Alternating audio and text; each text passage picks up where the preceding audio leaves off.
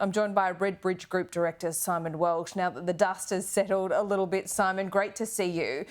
When you look at the results now, the demographics, not the polls, these are the real results. What is the extent of the Liberal Party's problem? Yeah, look, I think it's almost difficult to overstate the size of the problem they've got. So what we've seen now is, broadly speaking, apart from a few remnant sort of toeholds, they've largely been ejected from metropolitan and suburban Australia. And what we see there is, if you take out the baby boomer vote from those areas, that the Liberal primary is sitting around sort of the mid-teens, maybe 18%, depending on where you go, that sort of range, which is just, is a horrific sort of position to be in as a party. And as we know, that demographic change is only going in one direction. So you would expect to see, without significant change, that decline in primary vote that we've seen here continue. It's not just a function of this election. We've been watching it now for quite some time. And it's happening in a broad sense, of course, but it's particularly acute in some really problematic cohorts. So it's particularly a problem amongst women. It's particularly a problem amongst the university educated. And you put those two things together, university educated women, you've got real problems. And the demographic change is such that when we talk about university educated women, we are talking now, when you look at sort of, people under the age of 40, we're talking about nearly half the female population now have a university education. Things have changed so dramatically, and clearly the party has not kept count. So the result of all of that, when we look at these actual results, is if you look at the top 30 odd electorates for Gen Z voters, so this is really the young end of the voting cohort, the Liberals only hold sort of 3 or 4 of those electorates, and most of those are in parts of Queensland, sort of out of suburban Queensland, that don't really kind of behave like other young electorates. Are a bit different. So those toeholds in young suburban metropolitan areas of major cities where most of the seats are, they're just not there. And similarly, there's a similar story around sort of culturally and linguistically diverse communities. If you look at, again, that top 20 or 30 sort of electorates by measure of diversity, the Liberals now hold none of them.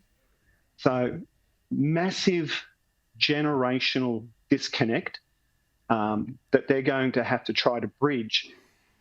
But doing so is not easy. And as we saw in this election, it's far more than just being able to rely on a protest vote. So what we saw was, when these voters do protest against a Labor government, in this particular example, they go off to minor parties and independents. So it was around 45% of the other vote in this election, something other than the sort of the Labor or the coalition. 45% of that came from voters in that sort of Gen Z, young millennial category, which is extraordinary when you think about the relative proportion of what they constitute on the voter roll. So even when these voters get the irrits with Labor, they're no longer landing on the Liberal Party in a big way. Yeah. And the issues they're animated by, particularly things like climate. We know climate sits really high on the agenda of these young folk. Even in the context of the cost of living crisis, it was still there. It's really important to them. The Liberal Party is going to have to, walk towards these voters. They are values-motivated voters.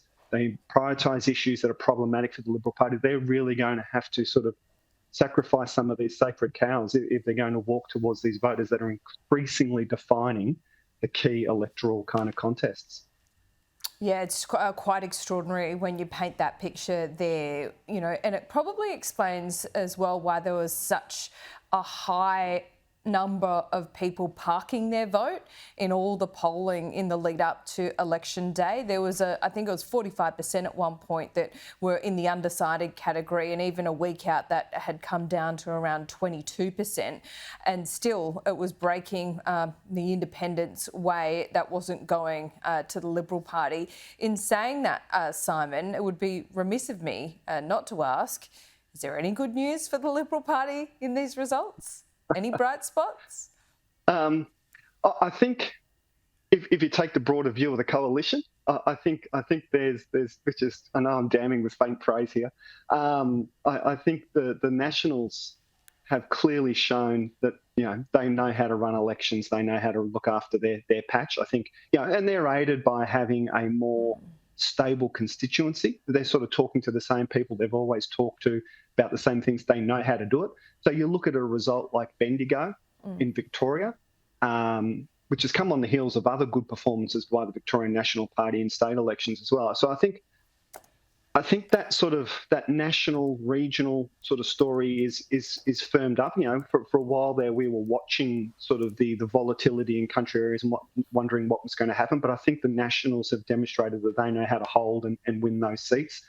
But as for the Libs, I'm kind of scratching. I know I'm kind of scratching here, Laura. That's about the best I can think of on my feet. Yeah, right. Okay, so maybe the comparison, the Labor primary vote is quite diminished as well. It's still higher than the Liberals, but it just shows that the major parties are being diluted each and every election, aren't they? Yeah, absolutely. That is a very fair point. That for Labor to achieve the result it's achieved on that primary result is quite exceptional. But it just underscores that point that these voters, when they're coming off Labor, are going to minor parties, independents. They've had a sniff of the Liberals, because we saw that Liberal sort of vote increase. Remember, it wasn't that long ago we were talking about Liberals could have potentially held more seats than Labor. I think what's clear now is that was a protest signal from those voters. But when push came to shove, and in the context of this election campaign, that they had a sniff of the Liberals and they really didn't like what they saw. And they've eventually, whether it's on sort of preferences, flowed back home, so to speak. So I think, yes, while that primary vote is absolutely a risk for Labor, and you should never take things for granted, the Libs are still going to have to do a mountain of work to be able to pick up even the preferences from those sorts of voters, because we've seen that their readiness to come back home is significant.